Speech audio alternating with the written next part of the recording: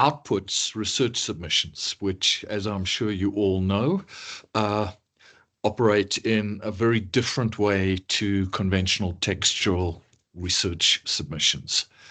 And I am recording this workshop. The recording will be made available with the transcript following the conclusion. I've also prepared a PDF document which lays out the application process sequentially, and I'll distribute that as well. So let's get going. I've got a PowerPoint which I'm just going to load, and I'll share my screen.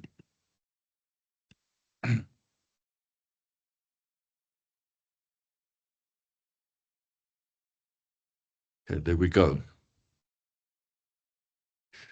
All right, so this is from the School of Arts and Arts Research Africa, which was a project in the School of Arts that focused on developing artistic practices as research modalities. So just some background on this policy for those of you who aren't familiar with it. The policy was first introduced in 2017 as the evaluation of creative outputs and innovations produced by higher education institutions. And the policy was implemented 2 years later with the first batch of submissions that were put through DHET assessment in 2019. And there have been some subsequent guidelines that have been issued, and the key one being 2021, which were guidelines that allowed part subsidies, in other words, 0.5, 1.5, up to 2. And this year, 2025, is the 7th year of the policy's implementation. And the usual practice in government is that new policies should be reviewed, publicly reviewed, within 5 years of being gazetted.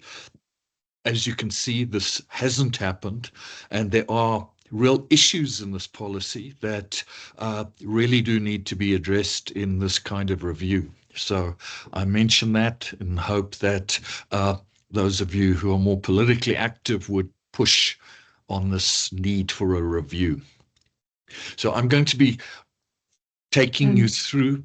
Apologies, Christo. Sorry for interrupting. Just to say, none of us are able to see your screen. If you're hoping we're with you. Okay, all right. Great. I know what the problem is. Yeah, it's, let me get.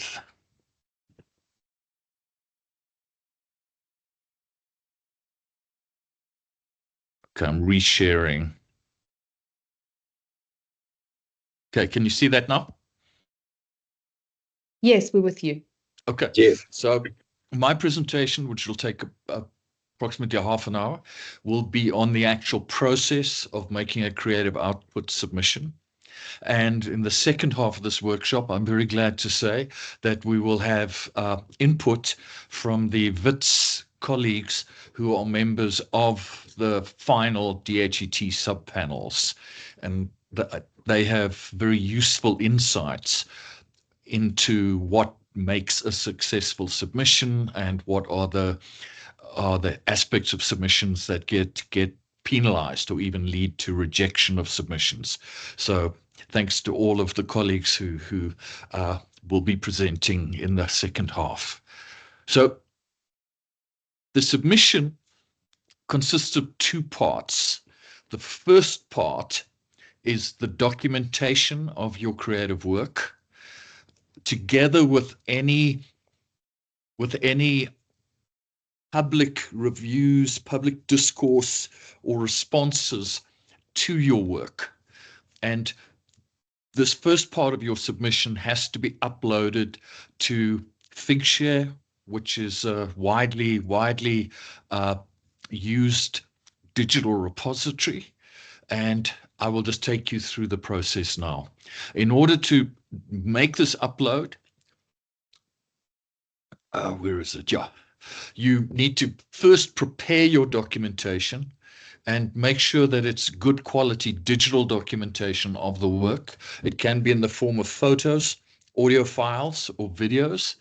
as JPEGs, MP3s, MP4s. Please use standard formats. And then, as I said, any critical responses or reviews of the work, best to upload those in the form of PDFs. And remember, this documentation is very important because your assessors will probably not have been able to experience the actual work live. So your documentation should enable them to make a clear assessment of what the work was about and the quality of the work.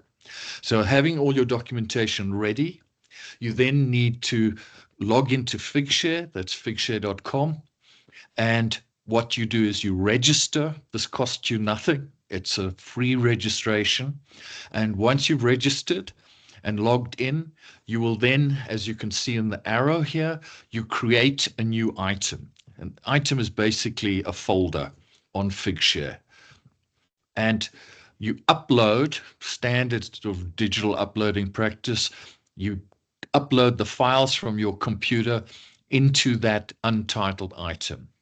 And then save the changes, okay? You don't publish the item. If you publish it, it'll then go out to the entirety of Figshare's user base, which runs to the several millions of users. All we're using the Figshare for is to create a folder that will be accessible to your reviewers. You're not publicly publishing it. So you save your changes. Okay. Then once you've saved the changes, Figshare requires that you fill in the relevant information. And here you just fill in as it's required. And finally, once you've done that, you share with a private link. Notice that? You copy this link, which will appear once you've clicked the share with private link, and you copy that link and keep that, and that's going to be entered into the submission form, which is where the second part of your submission will take place. Okay, so the submission forms, which have been prepared by Ian Burns, our research office administrator who handles the administration of these creative outputs. What these submission forms are is so that you can put all the necessary information into the submission form that Ian Burns will then copy into a spreadsheet, which will go through to the Department of Higher Education. And the information you need to have on hand so that you can enter it into your submission form is your first year of the public exhibition, screening, performance, or publication. And in the case of this 2025 window, the work must have been first presented publicly in 2022, 2023, or 2024. So this system for creative outputs works differently to conventional outputs, which I'm sure you're familiar with, have to be uploaded or sent through to the research office in the year that they were published. With creative outputs, it's the 3 years prior to the year in which you submit them. The rationale for this, I believe, is so that you can collect critical responses or any public discourse around your work, which of course you would have uploaded to your Figshare folder.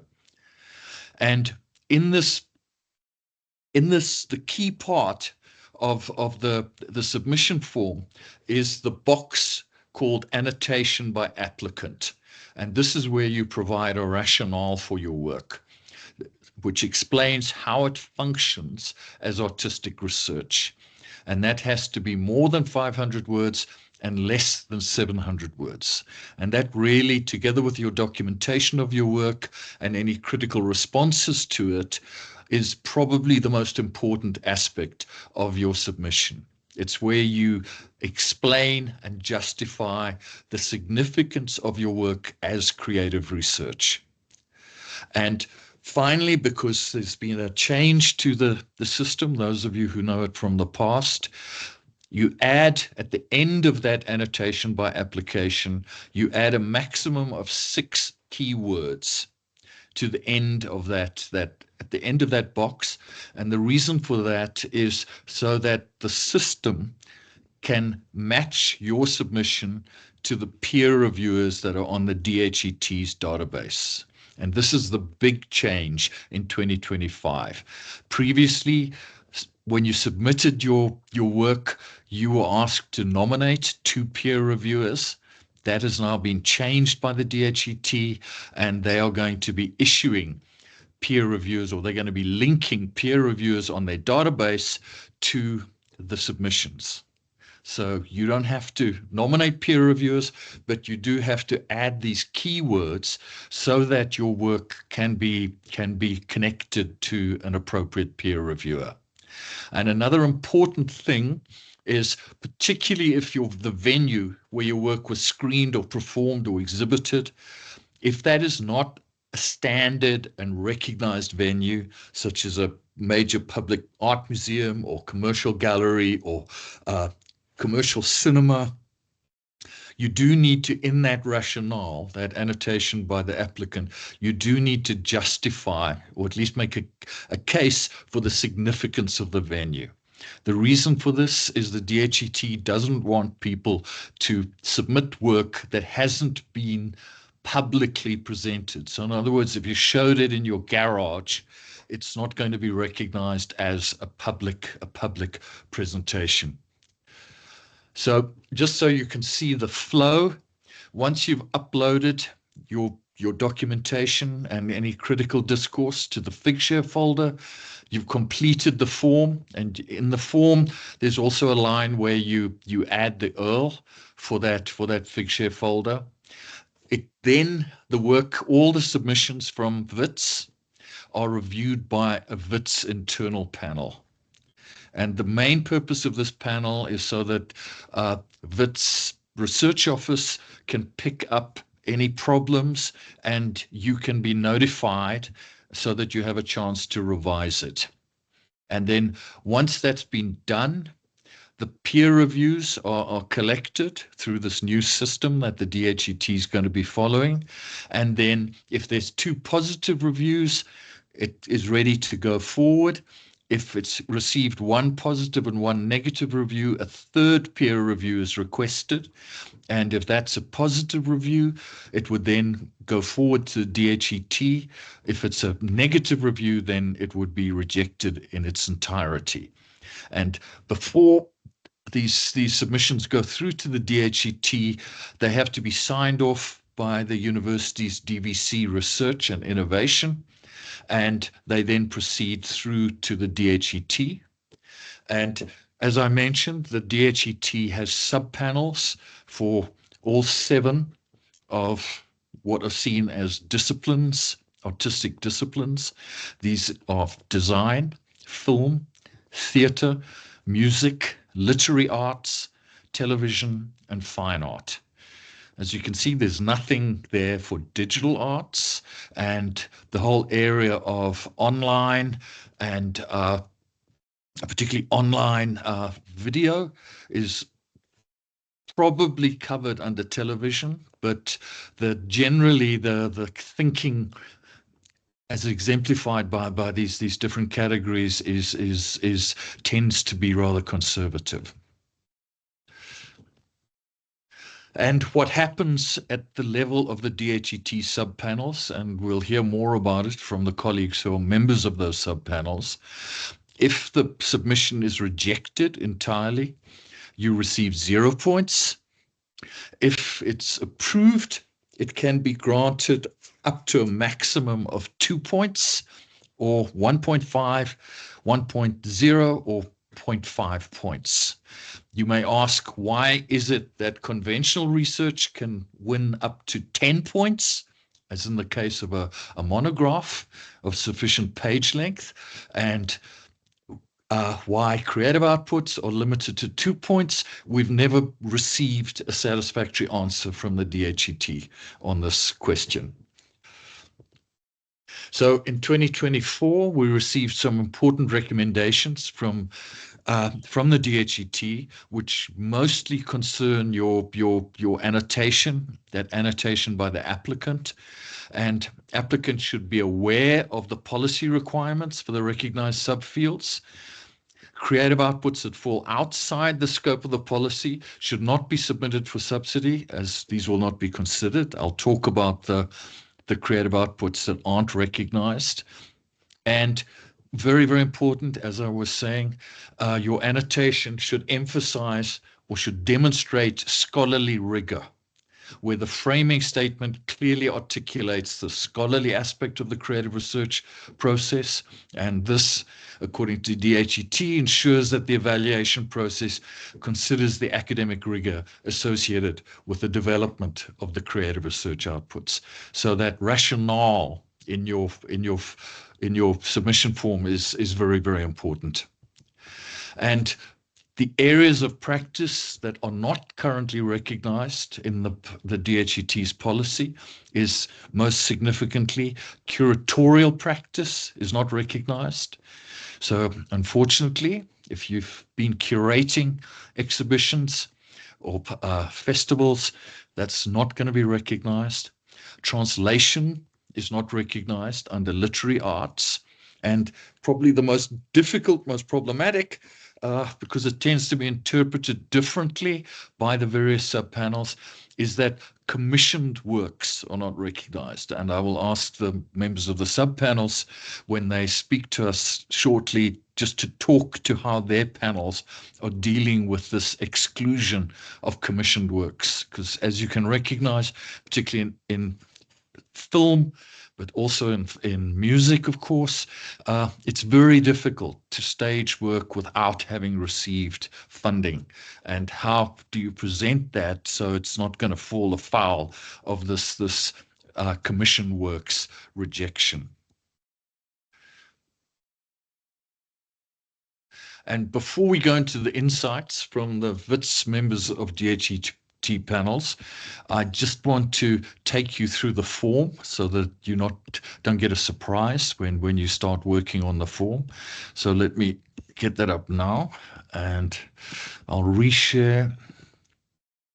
And here's an example of, can you all see that?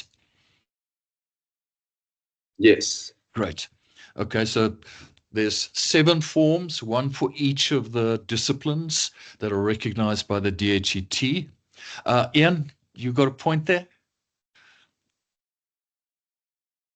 Ian Burns? Yeah, I just wanted to emphasize that it's very important that the applicant chooses the right field to describe their work, because if the DHET panel disagrees with that choice, that's the end of it. There's no chance to appeal or reapply in the following year.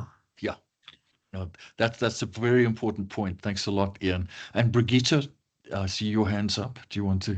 I just had a question. Does the work need to be anonymized? No, not at all. So it doesn't Not matter. at all. It's not being publicly. That's why I say the importance of using the private link. Peer reviewed, so that doesn't matter. Yeah, no, there's never been a requirement for that. No. The other thing that has come up repeatedly in the design panel is that often, and I think it's a general problem in design, is it is often not clear what the designer intends to be reviewed as the primary research. Good. No, thanks for that. Yeah. So that should be made explicit in that main statement. Yeah, thanks for that. I'm seeing who else has got a question. Stacey, your hand's up. Yes, it's more of a comment, but and it might be obvious, but it might be worth saying. Obviously, for literary arts, you don't just add the documentation. You actually need to load a PDF of the full work itself. Yes, correct. So just to stress that, and also just to stress, because it was a big sticking point in the committee I was on, in terms of things that aren't accepted. The committee got very angry at the number of short fictions that were accepted. It has to be a full book. book for literary arts. It cannot be a single work, a single short story or a selection of poems published in a journal. Only full works are accepted, and also a chapter in a chapter in a story in an anthology is not accepted, nor is any editing work. So you can't have edited an anthology and submit that, which is similarly to curatorial work is not accepted, I suppose. Yes, yes. Thanks for that, Stacey. Okay, Solom, you've got your hand up. Yeah, thanks, Christo. In that field, you had design. What constitutes design? Okay, can I ask Brigitte, Dr. Stone Johnson? She's a member of that design panel. I'll ask her when each one of the Wits panelists reports on their panels, just to talk to that. Is that okay? Yeah, because design is challenging in terms of categories. Okay, Renzo, question. Thank you, Christo. Yeah, I have a question relating to the platform because I already inside of this. I create my account and everything. When you upload your data, it means if I have two different separate projects, two different exhibitions, I allow them separated too. No, it's not uploading one folder with everything. No, Yes. good question. No, they're separate. So okay. For each form that you fill in, there should be a separate folder on Figshare, which carries the documentation of that particular work or exhibition. Including this document that you had shown us now, this creative output, this Word document with all the information in this folder. Okay, yeah. Perfect. Thank you very much. Yeah, so I'll show you now. So just by way of example, here's the creative output form for music.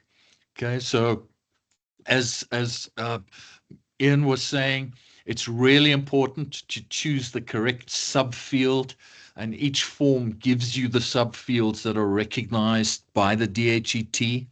So best try to choose the subfield that is most appropriate for whatever work it is that you're submitting.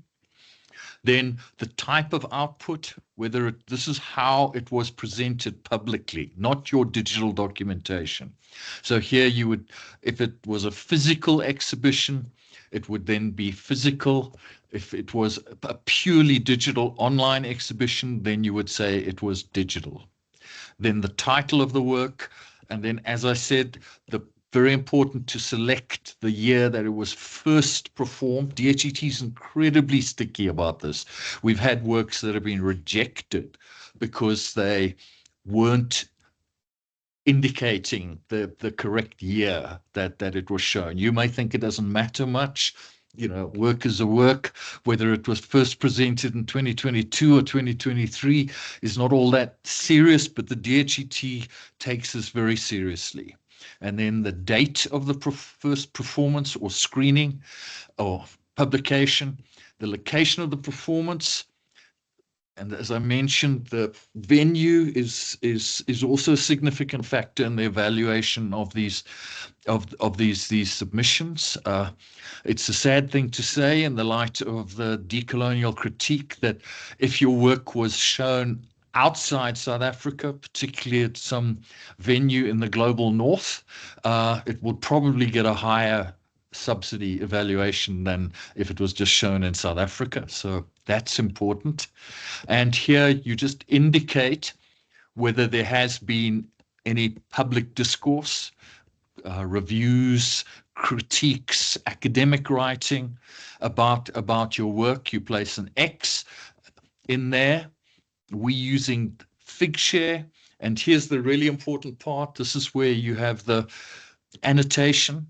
It's where you present the rationale behind the work, the thinking behind the work, its significance as creative research. Because remember, this is creative research. It's not just doing a piece of creative work. And remember, at the very end of this annotation is up to 6 words, keywords, to help with the reviewer matching process, matching your submission to the 2 peer reviewers who are going to look at it.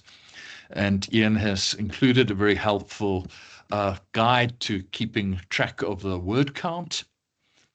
And then if the work has received any awards, you list them here. Obviously, those are going to help in the evaluation, the assessment of the work. And then here under URLs, this is where you would put in that private link that Figshare generates for your folder. Ethical clearance, yes or no. And finally, very important issue, the DHET will not accept student work as creative output submissions. The rationale for this is that they are already subsidizing the completion of MAs and PhDs, and they do not allow for such students to present that work to get subsidy. If you've done the work as part of a PhD or master's qualification, you have to have made significant changes to it in order to submit it as a creative output. And here you can see in this section, if you say yes, and it was part of a PhD, maybe PhD by creative work, you would then have to explain why it's how it's different from what was submitted for your PhD or master's, and give a hyperlink to the original thesis in the university library. Then the last part of the form, I think, is fairly self-explanatory. It's just giving all your details, including your qualifications.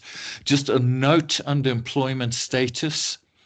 If you are a research associate, it is very important to indicate that as such, and just for safety's sake, you should include in your documentation your letter of appointment as a research associate. Otherwise, there is a risk that your work will be rejected by the DHET. Okay, and then there's your university affiliations. If you have any other affiliations, you list them there. And very important at the end is the percentage of the output that was made by this contributor. And just remember that if there are more than one contributor, then your subsidy, which can only be a maximum of 2 points, is going to be subdivided. So it's best to present your, so for instance, if you're a filmmaker, you're submitting a film, you submit this as the director or as the scriptwriter or as the lead actor, and you claim 100% in that category. If you list everybody who was involved creatively with the project, your subsidy is going to be subdivided by that number. Okay, so this is where you present the various percentages, but it really makes sense to couch the submission in terms of your contribution where you are playing a significant role. Okay, that's the form. Ian, you got a hand up. So someone was asking about what constitutes design. I think, especially for people who are applying for the first time, they should look at the DHET circular, which explains in great detail what constitutes each one of the 7 fields. And it is hyperlinked off the same website as you download the applications from. Thanks, Crystal. Got that. Yeah, that is helpful. Maybe let's kick off then with this now to ask the members of DHET panels. Let's kick off with design, where Dr. Stone Johnson is a member of that panel and has been for several years. I have commented a little bit in the back. Sorry, I have to run to another meeting in a few minutes. Essentially, what we have reviewed under design is really broad. So everything from the design of a building, the design of a landscape, jewelry, furniture, biomedical design, and the design of a bridge. I'm just trying to think of things we've covered in the last few years. So the DHET's kind of idea of what constitutes design is really broad, and it is quite difficult to assess. Where the challenge for design comes is where design meets fine arts, design meets sculpture, design meets installation, design meets film, is that it is sometimes not clear if the aspect of the thing that the applicant is wanting to be assessed falls on the design side or the fine art side. So although the definition of what design is quite broad, there is a very blurry line between design and other fields. Yeah, so it's not quite as clear cut as what we have generally recommended in the past is if you are a designer, but your work is actually fine art, submit it under fine art. Yeah, yeah. Unless for some reason the aspect of your design that you feel that the research contribution is located within, say, architecture. Perhaps it's a methodological contribution or a particular approach to the way you're doing the work or something like that. Yeah, it is a little bit, it's tricky. Okay, thanks for that. Just before you run off, I think Renzo has a question for you. Renzo, is this design related? Yeah, it's related, it's related to the affiliation aspect because I made my two expositions when I was part of the postdoctoral in School of Arts. Now I'm in Origin Centers, as you know. So when I'm making this application, I put the School of Arts, right? Yes, or that's correct. I put my yeah. current one. Okay. Yeah. Okay. Yeah. Good. Yeah. It doesn't matter what your position is in the university. Okay, it's to do with the nature of your submission. Yeah. Okay. Yeah. Thank you, Chris. Okay. All right. Brigitte, thanks very much. But I think the takeaway from what you were saying is people should look to submitting their work unless it's strictly architectural, they should rather be looking to other disciplinary categories for submitting their work. Okay. The fields that are comfortably covered are architecture, anything that's in urban design, architecture, urban design, fashion design, jewelry design, web design, and like web and app design, those kinds of things, which are more on the digital art side. Those fit comfortably into design proper. And then there is a lot of blurring between the way we've actually practiced those fields today. Okay. Thanks very much, Brigitte. Thanks, Megan, Mr. do you have a question for Brigitte before she goes? No, I don't think so. It's just a bit more of a general question. Okay. All right. Can I just move on to the next member of the DHET panel, and also a long-serving member of the music subpanel is Dr. Cameron Harris. Hi. So things that I had, and maybe just questions based on what we've said so far. The first thing I would highlight is the co-contributors aspect that you just touched on, Christo. They are very sticky about co-contributors, and it's one of the easiest ways of getting your work rejected is for them to feel that your co-contributors have not been properly listed on the form, and that there is some disjuncture between the number and the percentage of your contribution that you put on the form and how your annotation explains your role in relation to other people who were involved. So although it does mean that the amount that might come to you can get sliced incrementally, you do actually have to play it safe and make sure that you do list people who had a clear role. So if somebody did contribute in some way to the artwork, they must be listed. If their contribution is merely technical, for example, and you really don't feel that they did have artistic input, then if they appear anywhere in the credits, for example, on a program note or in a program or as a person involved in the concert or the exhibition, you must in your annotation make sure that you explain why you don't feel that they should be included as a contributor. It must be really, really clear to the DHET. And it's not necessarily the panels who want to chuck these out before this. A member of the DHET themselves sits with every panel, a bit like a minder, and listens to the discussion. So it's not a completely kind of free discussion in that way. And when they see something that they feel contravenes the policy, they will shut down conversation and things like that. So although the panel can push back to an extent if they don't agree, they don't really get the final say. So that's useful to know. Yeah, so be really careful with the way you list contributors and the way you list your percentage contribution of the work, which lists to highlighting what your own personal role is. It's a slightly different thing, but the panels have the easiest job when they can clearly understand the role of the person. Sometimes that's really clear. I think in composition we have it maybe slightly easier than in some cases. But for example, in jazz composition, the person who submits wants to be able to make the case that they did compose the music rather than cooperate in a combined communal improvised piece of work. They would need to make that case, for example, that they were the composer. But certainly in certain types of group performance, for example, in music, we find that can be a sticking point as well. Great. And Cameron, could you just say something about how the commissioned nature of some works is being handled in the music panel?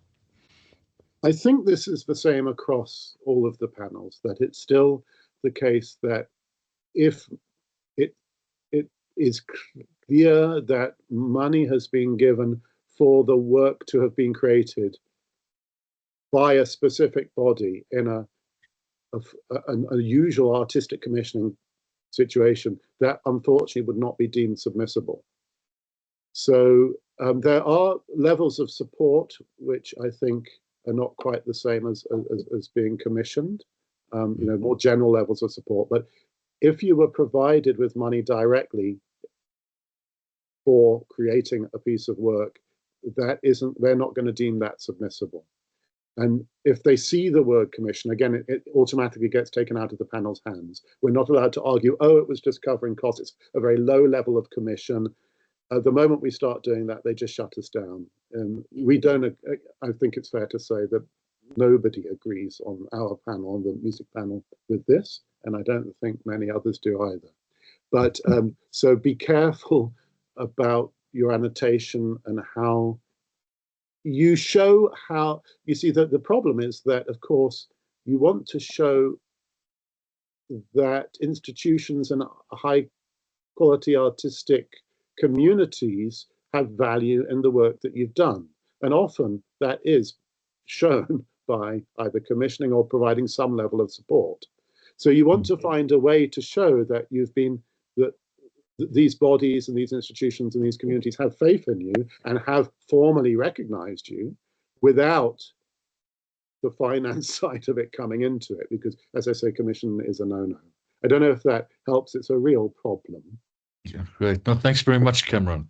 And then colleague Zen Marie, Dr. Zen Marie. Sorry, I hadn't quite finished. I just wanted to say the sub-panel categories are also an easy way of getting rejected by mistake.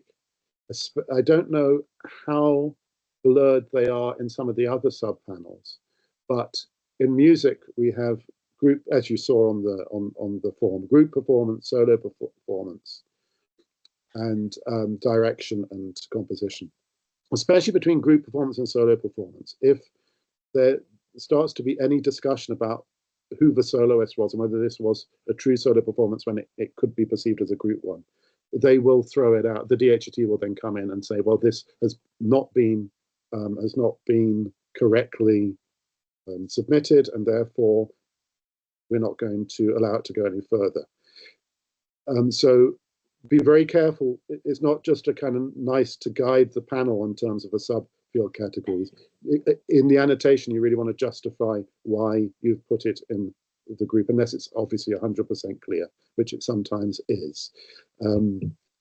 In the old days, when I say the old days, from about 3 years ago, we were allowed to manually change them between. If it felt like it was in the wrong category within the panel, the subfield, we were allowed to ask the IT people to change it, but they're now not letting us do that. So that is a bit of a change, relatively recent change that we need to take aware of.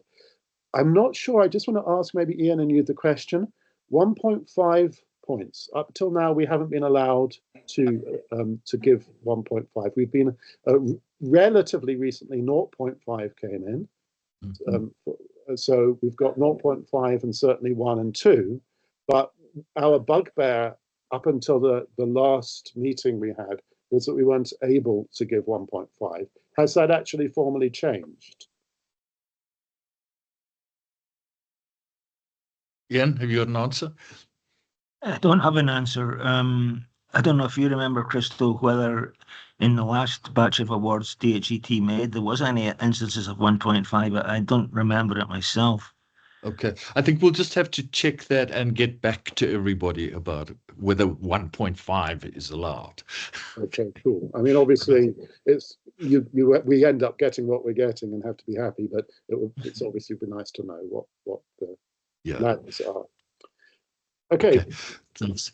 Okay, Cameron, while you're still on the line, as I say, I see there's a question from Dr. Andile Kamalo, which I suspect is related to the music subpanel. Andile? Yes, thank you. Thank you so much.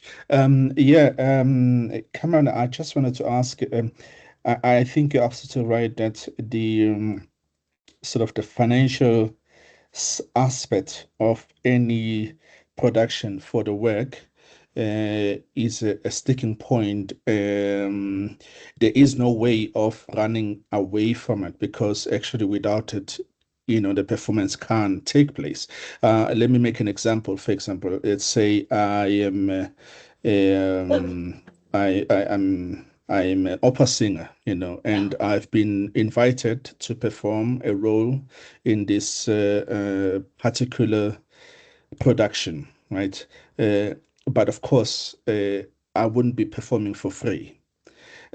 Now, how do we actually kind of like engage with that? Same thing as well as if I were to say, well, I have written this opera and then but I also produced it. It's a lot of money. It means it must have been actually substantially funded somewhere, and it's very rare within our country that we find institutions that are really plenty enough to be able to support a lot of initiatives that are taking place. So it's what is your recommendation? I mean, I sort of heard a sort of cycle comment that the first point is to actually remove any wedding that is associated with commissioned. Is that correct? Well, yeah, I mean, in terms of what will and won't be deemed submissible and what the DHT will jump on straight away in any panel discussion is the word commissioned. So if you did have the word commissioned in your annotation or in a list of like where the awards go, it would be immediately rejected. So yeah, you simply can't use the word commission. Now, if something has been formally commissioned, that is obviously a massive problem, because it's out there. It will be probably on the score. It will be on the program, and the potentially the publicity materials as well, which you'd want to submit. That makes the work not submittable, and it's something we've been fighting from before the first time that this policy was set into motion. The first panel happened, and the setting up the consultation, Wits and Ian will remember this, fought really hard, along with pretty much everybody on the practitioner side and on the institution side, to say this is crazy. But they just won't listen to us. And even when the policy does come up for review, I think things like curation probably will. I think the argument has been one on curation. They have listened to that, and one or two other things.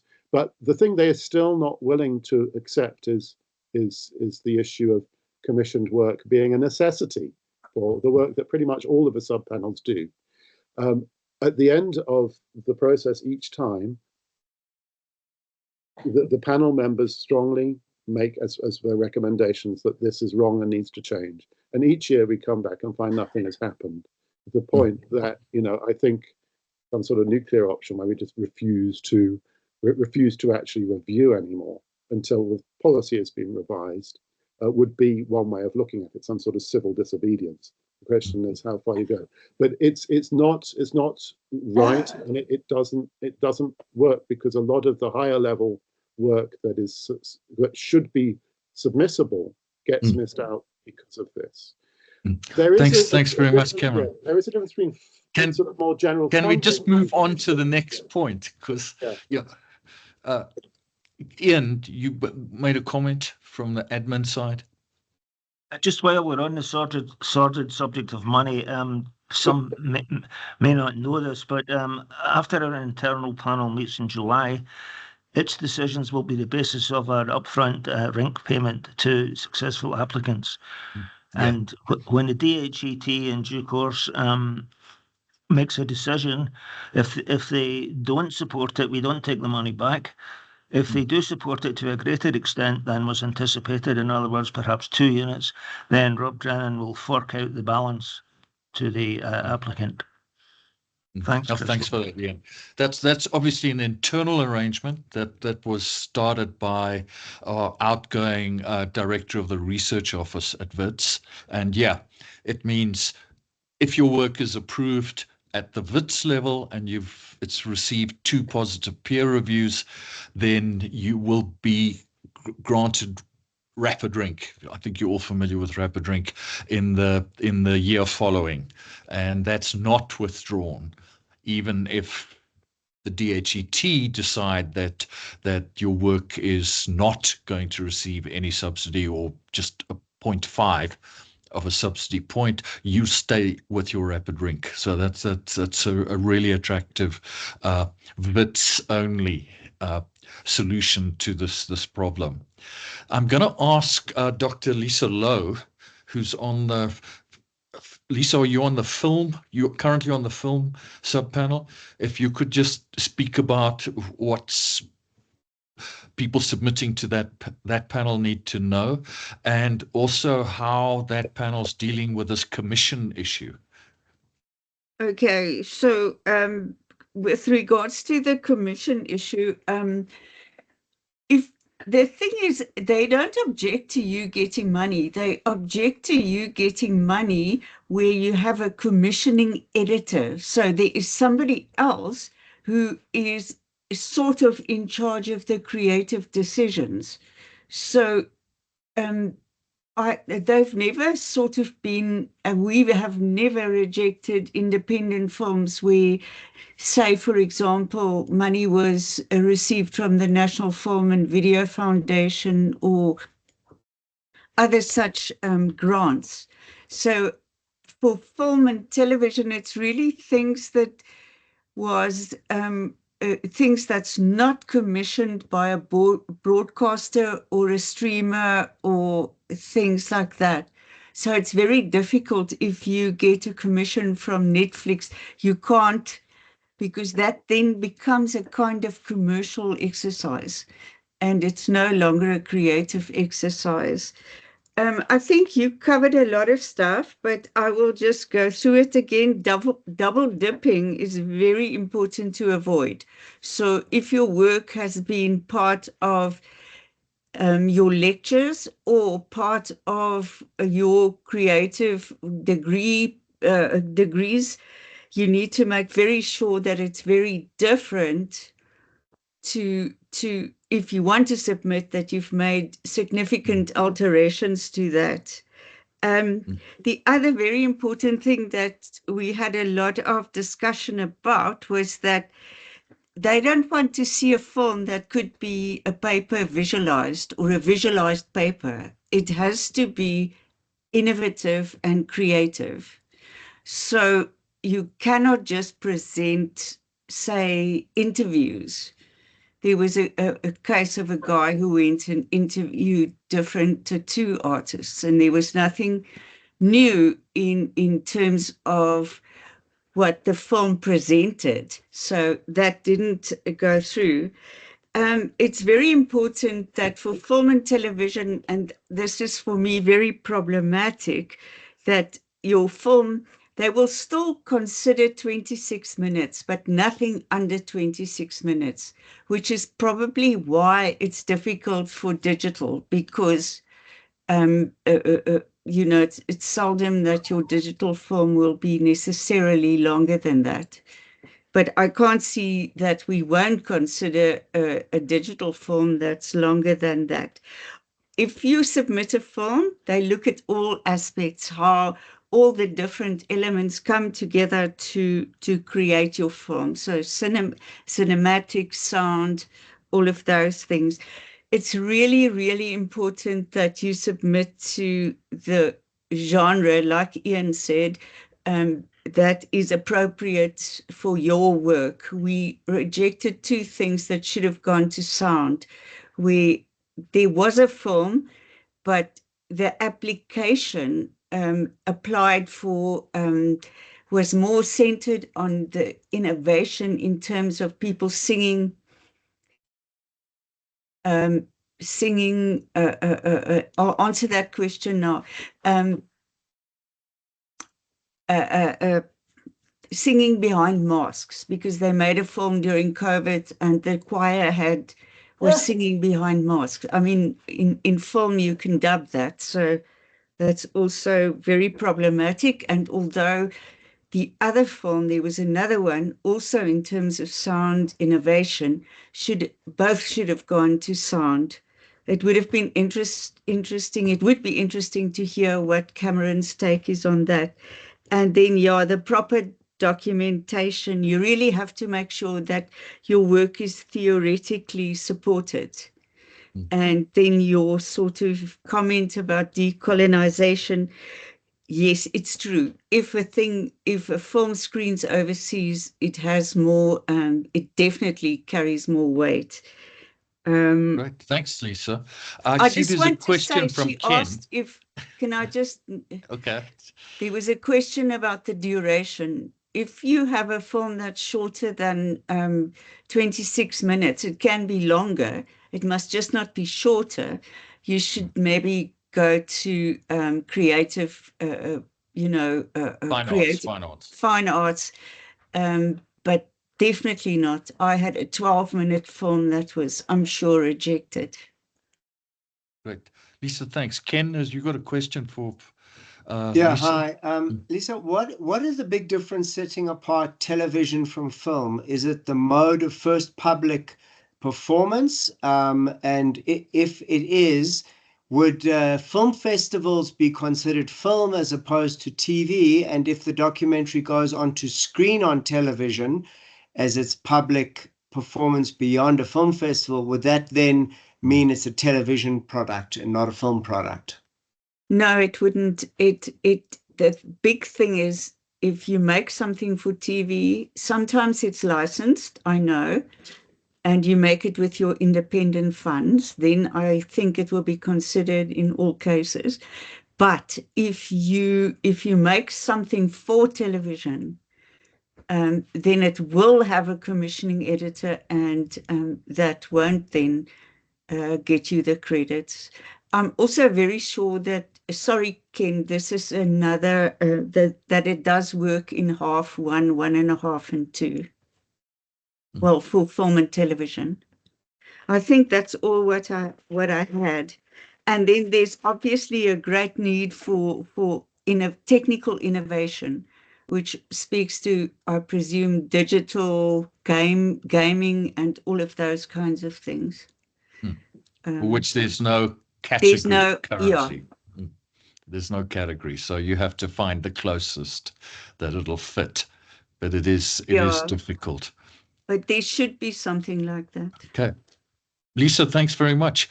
Now to speak to fine arts, Dr. Zen Marie has recently joined the fine arts subpanel. Zen, can you report from the front line of the assessment battles?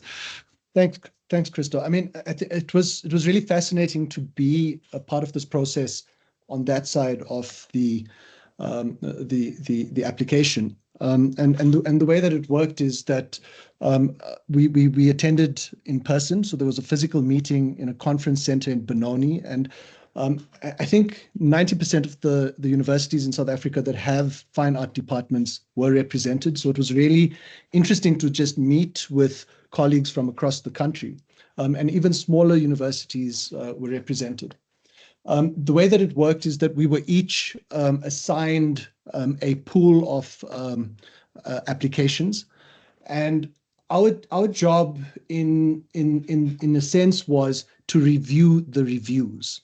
So we were also looking at the substance of the submission, but it was really about checking on the reviews, because there were 2 reviews that accompanied each submission. So we had access to the submission, all of the documentation, the fig share, and the annotations, but it was to check in on, because the reviewers themselves made recommendations of whether it should be accredited or not, and what points should be accredited. And I think that for me was interesting, because we were looking at the relationship between the reviewers' statements about the work and the work. The thing that emerged, so we would in this room we would put up the submission, we would go through it, and there were 2 people who were appointed to review each submission. So those 2 people from different institutions would speak to what they found of the reviews and of the submission, and make points on whether they supported what the reviewers were determining, or if we deviated from it.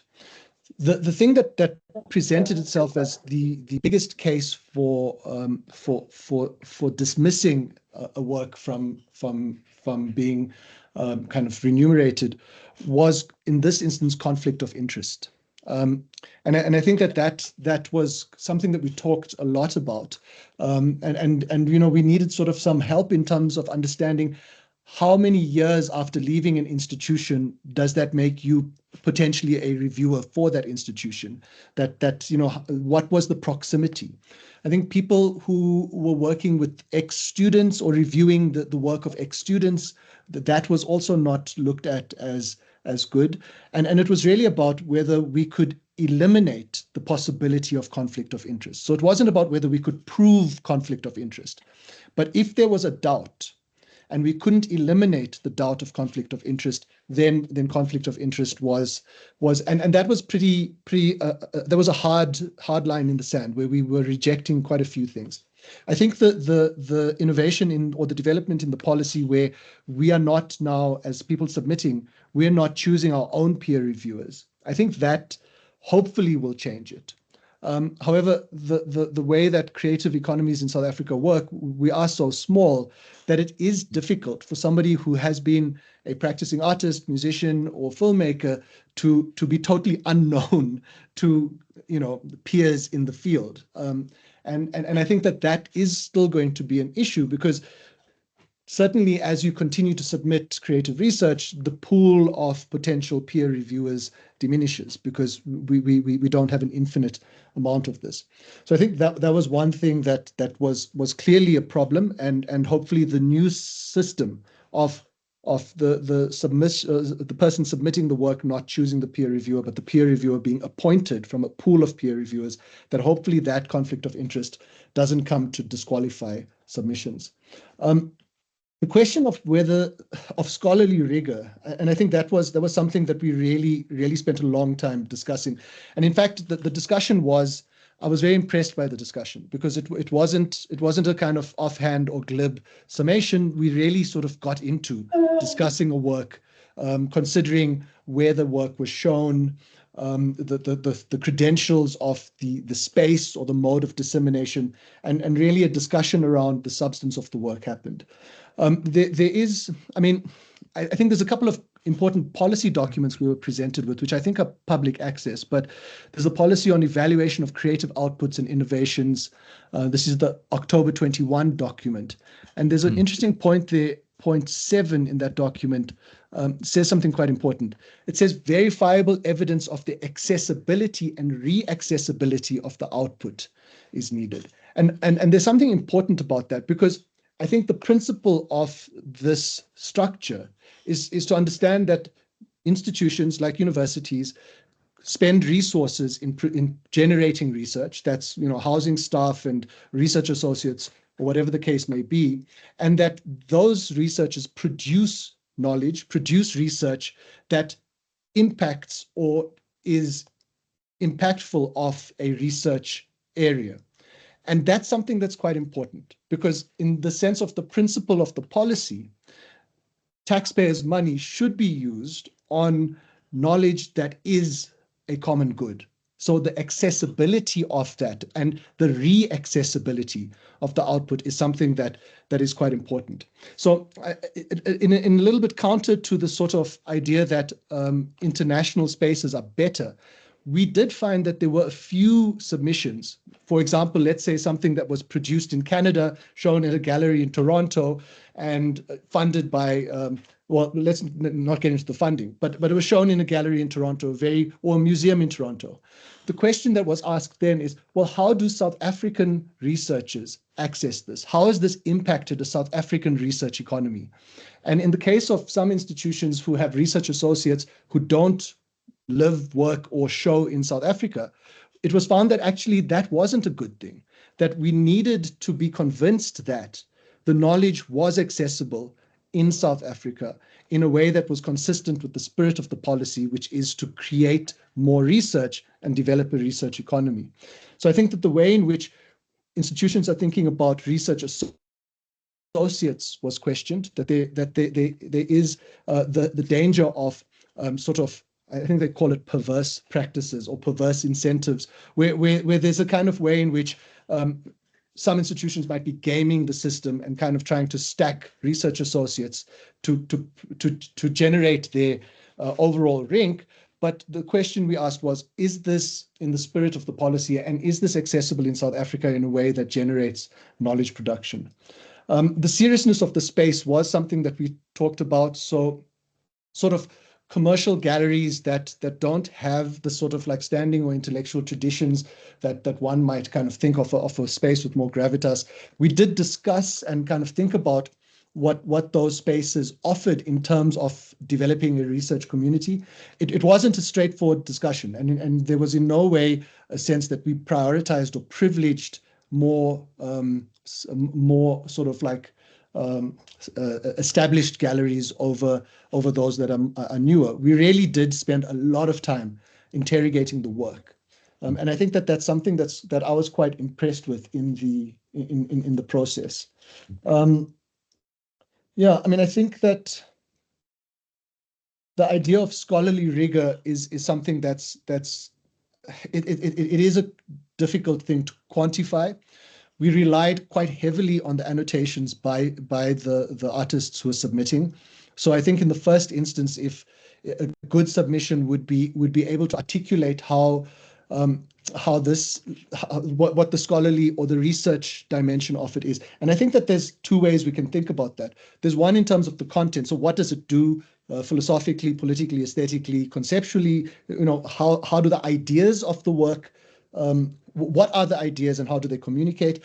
But then also in method and process, that we were kind of very open to thinking about innovative uses of materiality, form, and the ways in which works were made. So I think in both method and content, we were thinking about how that contributed. Because remember, in fine art, we're looking at printmaking, painting, photography, experimental film, video art, etc., that really it's about, well, the scholarly rigor isn't a simple thing when you apply it to printmaking or to painting, that one has to think about that within the practice itself. Yeah, I mean, the only other thing to mention in the process was that we obviously recused ourselves when submissions from our own institute. So all the Wits submissions I didn't get to look at, that I was waiting in the sort of coffee shop of the hotel while that was going on. Okay. Then thank you. It's very thorough and touched on a lot of the key points. Megan, you had a question earlier. Christo, can we share some of these policy documents? Because I was given a range of policy documents. I've put in the chat. I've put in the chat the links to the policy documents on the Wits intranet. So the submission forms, and I must just double check, but the policy documents should be there as well. If not, I will get them up. They make for very interesting reading, and the glossary and the glossary on one of the documents that speaks to all of the definitions of the terms used, I found to be quite useful. Great. Thanks for that, Zen. Megan, did you want to ask a question? Thank you, Christo. Yeah, I'm happy to circle back to that. It was just around submitting creative work within the format of a panel, within the format of a contributions toward and workshops within academic settings. So conferences, symposiums, and whatnot. And if there's a hard no on that, or if there's any advice on how to go about that, because quite often I will translate my research into a sound clip, for example, and then these go to conferences where they're engaged with, where they're on a panel, where they're discussed, and are open to the public. So I suppose that's also a question, is if they are open to the public, or if people are paying for entrance to the conference. But I don't know if there are any guidelines around that, or if there's just sort of a hard no around that. I think let me answer that. There's definitely a hard no. Okay. That wouldn't be seen as a creative research output. And I think that kind of work, you need to look at presenting it under the conventional research categories as a conference paper, or we have had panel discussions in conferences that have been accepted in the past. So definitely that would be in the area of your presentation would be seen as conventional textual research. Got it. Thank you. Okay, got it. Then I don't think Petra is on the drama panel, but I don't see her here.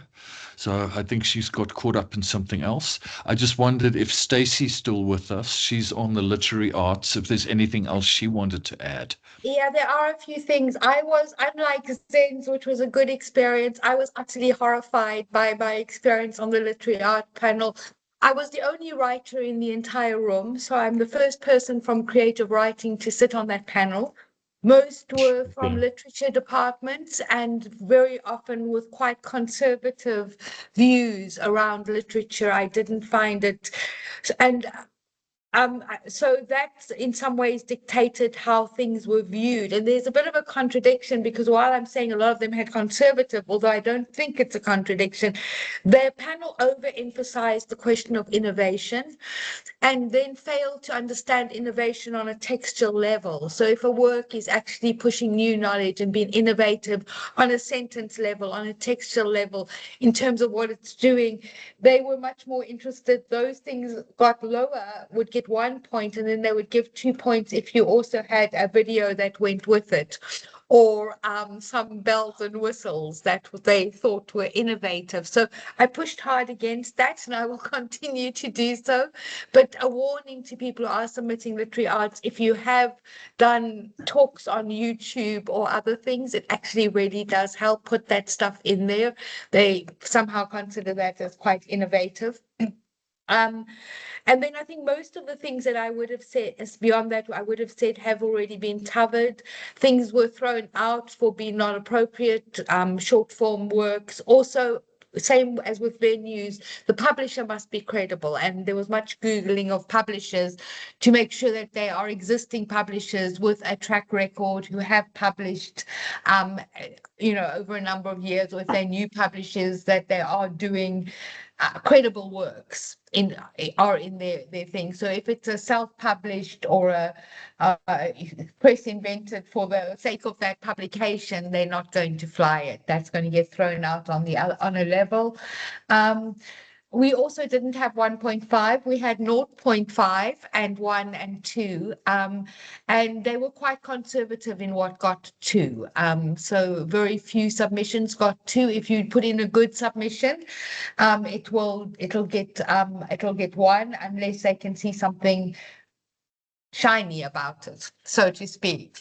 So yeah, I will continue to push back and fight very hard on that panel, and also make recommendations to them to try and include more creative writers, because I think it would completely change the mood if I was in a room with actually writers or people working in creative writing who were committed to that as a practice, as an art, as a form of art, rather than seeing it only through quite a conservative literary lens.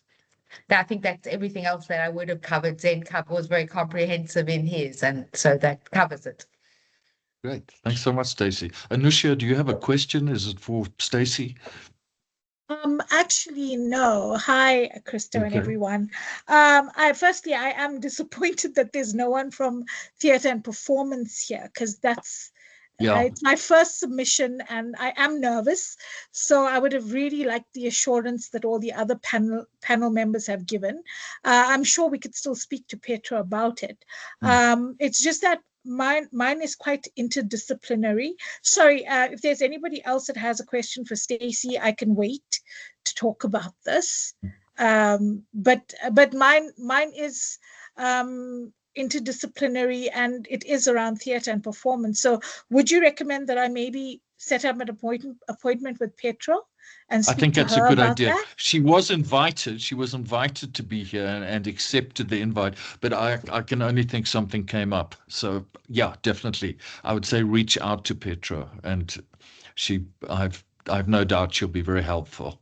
Okay, so my other question is for Ian, because I did my presentation last year, and Ian sent me a form from last year that when I was asking about this, that stated we needed 2 peer reviewers. Obviously, it's changed this year.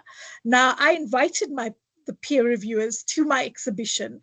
They've seen everything, and now we have to go back and do it anonymously, which is it.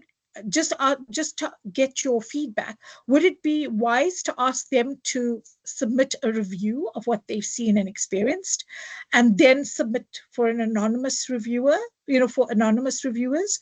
How would that work? Ian, over to you.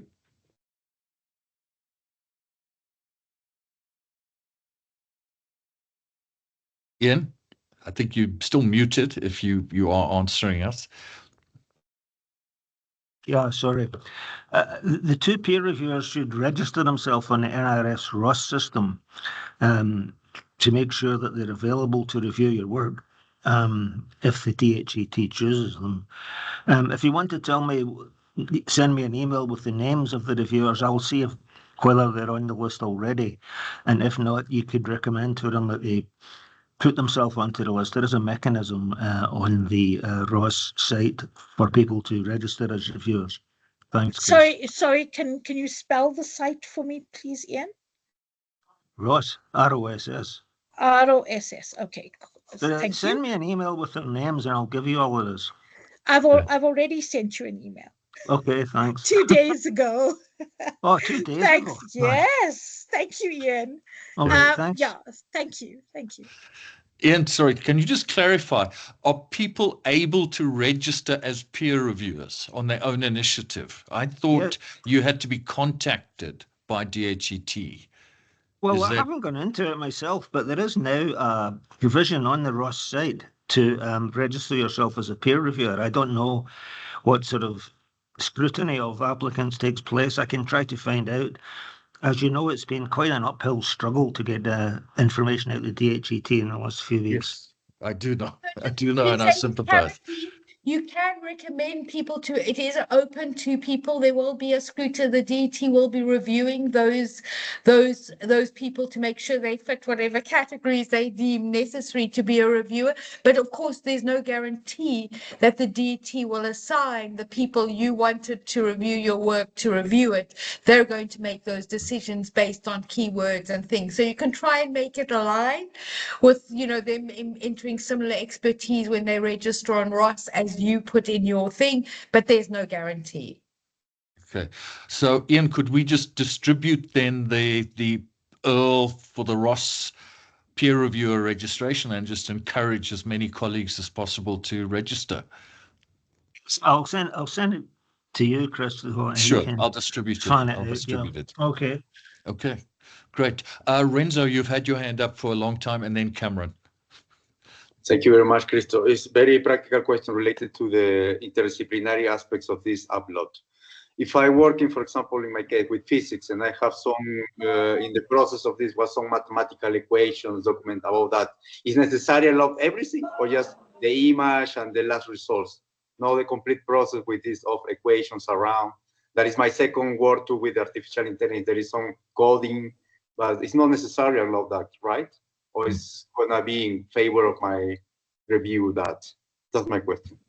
That's a good question. Could I presume you're going to be submitting this under the fine arts category. So if I could hand that question over to Zen. But it is a problem with interdisciplinary work when you have these disciplinary categories. Zen, are you able to throw any light on Renzo's query? Yeah, I mean, Renzo, I'm meeting with you tomorrow, so we can discuss it in specific. But I mean, I think, yeah, I mean, it's interesting to kind of hear Stacey's kind of experience. And listen, I joined this year, so this was my first and only kind of experience with the committee. But we really kind of, I mean, look, the idea of fine arts is not a sort of like unified or homogeneous space. So I think that some of the other subcommittees have very sort of like strict criteria, as in, you know, how many, 26 minutes is a film or something. But fine arts has the ability because of the interdisciplinary nature of its kind of practice, that we would sort of interrogate and look at and evaluate the kinds of interdisciplinary work that Renzo is talking about. To what extent we would understand or know or be able to make insightful comments on the mathematical equations he's got, I mean, no, we wouldn't. But the assessment would be, does this engage with science, technology, and the kinds of things you're doing in a way that contributes to a space of fine art production in some way? So, I mean, that's a very vague answer, but it would be about the specificity of the submission. So Renzo, let's talk tomorrow. Yeah, okay. Perfect, thank you. But good, I look forward to hearing what happens with that submission, because it sounds like it's pushing the boundaries. Cameron, did you have a comment or question on that? And then Lisa. So my question was about what happens if you've got you've already had peer reviewers go and see your work, and what to do about that now that they won't necessarily be chosen. I think it's always a good idea to have supporting reviews as part of your portfolio.